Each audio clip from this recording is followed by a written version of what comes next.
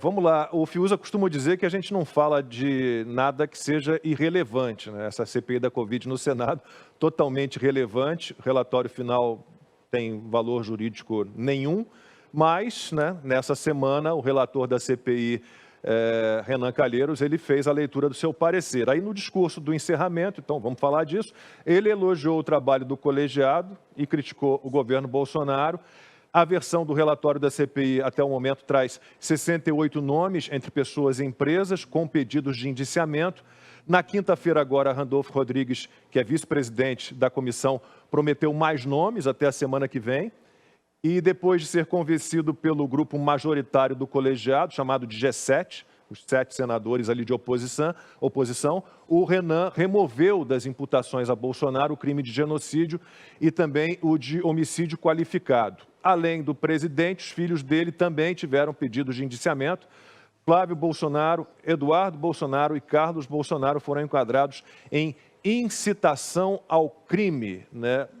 Muito vago, Constantino, tudo muito vago, porque essa CPI, a gente sabia desde o início, era um jogo de cartas marcadas, tinham lá o seu criminoso de estimação, o presidente Jair Bolsonaro, e cúmplices todos os que estavam, né, próximos a ele, e estavam à procura de crimes, e continuam à procura de crimes, né? Tiveram até uma discordância sobre quais crimes seriam incluídos no relatório. É uma situação patética, como diz o Fiuza, é irrelevante, mas vamos lá, tem um relatório, vamos falar um pouquinho.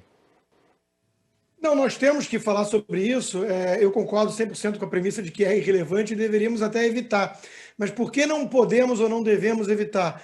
Porque é grave o que está acontecendo e essa CPI ilustra bem esse momento, né? Eu mesmo fui um dos que chamaram desde o início de CPI circense e bati muito nessa tecla, mas eu mudei de postura após esse relatório. Não que houvesse alguma surpresa ali dentro, todo mundo sabia o que o relatório seria desde o início, sabia quem seria culpado, só estavam em busca dos crimes e não encontraram, né? Então, corrupção não há, genocídio, que era a narrativa toda, tiveram que tirar, porque houve racha até entre eles, e eu encaro que foi o bode na sala, né? Porque aí tira o genocídio e fala, não, isso aí realmente houve um exagero, né? Não é trivial provar, como se o resto que permaneceu tenha algum tipo de embasamento ou fundamento. Não tem, né? Então, por que é grave e tem que subir o tom? Porque nós estamos diante de uma peça soviética. Isso aí é algo que visa a intimidar qualquer um que enxerga virtudes nesse governo ou que discorde da narrativa oficial acerca de como reagir nesta pandemia, né? É disso que se trata. É por isso que foram quase 70 nomes indiciados, e talvez aumente, e vários outros mencionados. Entre eles, eu e o Fiuza e a Ana Paula, né? Então, é uma tentativa de intimidar, é uma tentativa de promover um show trial, como faziam os soviéticos, ou então aqueles julgamentos em praça pública dos jacobinos, que foram os antecessores intelectuais dos soviéticos, né? Então, veja, Lacombe, o único crime, entre aspas, real que você pode apontar que o presidente tenha cometido nessa pandemia não está configurado ali, até porque não é crime. Como já se pronunciou a própria PGR, um caso de processo administrativo que culmina em multa, que é o fato dele ter ido uma padaria sem máscara. Sejamos honestos. O que você pode falar do Bolsonaro nessa pandemia? Foi a padaria sem máscara, tá? O resto é só discurso, só narrativa. Né? O governo federal estava menos de um mês depois da primeira vacina em São Paulo, que conta com recurso do SUS, né, que é tripartite, mas o governo federal estava vacinando e foi aquele que mais distribuiu vacinas no país e comprou vacinas. Veja, eu não vou nem entrar no mérito, que eu deixo isso para o Fiuza, né, em relação a se é positivo ou negativo. Eu outro dia fiz uma pergunta com base numa constatação de um dado, morreram mais gente no ano de 2021 do que no ano de 2020, isso para os Estados Unidos, isso para o Brasil, isso até para Israel, né? Então eu deixo perguntas no ar. Mas assumindo a premissa deles, de que a vacina salvou as vidas todas e era coisa desejável, nós tivemos um problema pontual ali com a Pfizer, porque eram cláusulas draconianas, vide a Argentina que não comprou, né? E o Brasil já estava vacinando e é o 4º país que mais vacinou no mundo. Então, o governo federal distribuiu bilhões e bilhões de recursos. Não dá para colar nas ações do governo a pecha de negligência. Não dá. Então, mas o presidente disse que não compraria a vacina chinesa, ele disse que as pessoas virariam jacaré.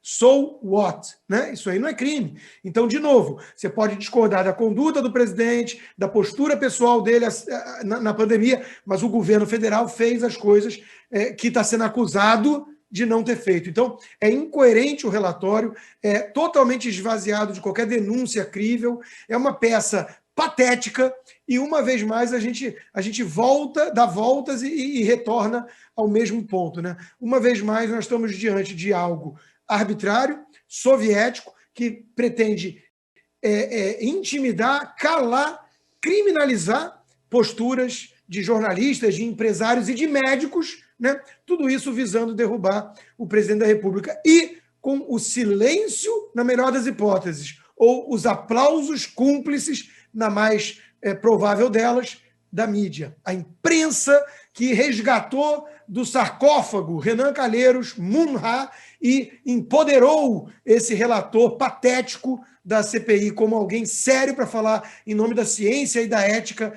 Essa imprensa tem culpa no cartório. Então vamos fazer o seguinte, eu vou chamar aqui uma fala do presidente e passo para o Fiuza amarrar esse assunto CPI da Covid do Senado, porque em evento no Nordeste no meio da semana, o presidente Jair Bolsonaro comentou a leitura do relatório final da CPI da Covid. Ele disse que os senadores não fizeram nada de produtivo, mas a frase que mais chamou a atenção foi outra. Olha só. Eu levo uma mensagem para vocês, diferente do pavor.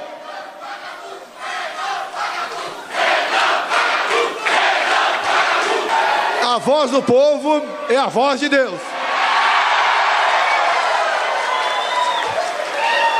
Como seria bom se aquela CPI tivesse fazendo algo de produtivo para o nosso Brasil. Tomar o tempo de nosso ministro da Saúde, de servidores, de pessoas humildes e de empresários. Nada produziram, a não ser o ódio e o rancor entre alguns de nós.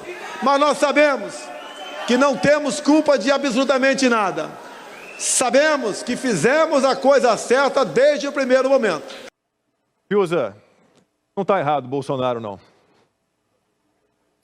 Olha, Lacombe, como disse o Constantino, eu realmente não tenho nada a dizer sobre esse assunto. Assim, eu acho que, de fato, a CPI ganhou uma relevância pela bizarrice. A questão, eu já disse, é ruim para o país, mas não é ruim para o Bolsonaro. Né? Você ser execrado pelo Renan Calheiros é uma láurea. Entendeu? Então, é isso aí.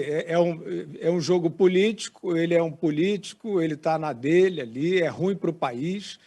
E, de fato, não haveria essa pauta, essa perda de tempo, essa perda de energia, se o consórcio, né, que eu já expliquei aqui o que é, se o consórcio não tivesse transformado o Renan Calheiros, o Omar Aziz, esses personagens execrados, malditos, estigmatizados da velha política brasileira, em cavaleiros da vida e da ética.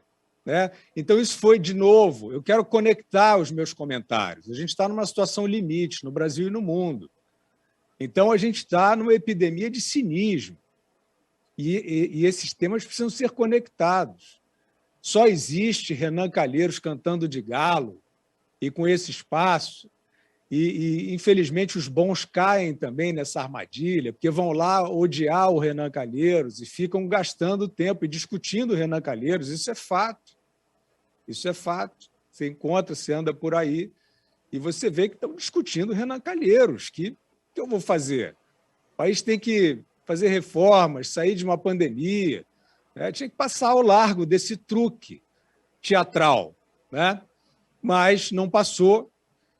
Virou um tema central por causa de um consórcio que as pessoas chamavam de imprensa e que artificializou isso como se a CPI fosse o lugar, né, que se fizesse justiça contra aqueles que mataram ou que provocaram a morte de 600 mil pessoas. Essa coisa humilhante, né, essa coisa vergonhosa, esse papel absurdo, mas deu certo.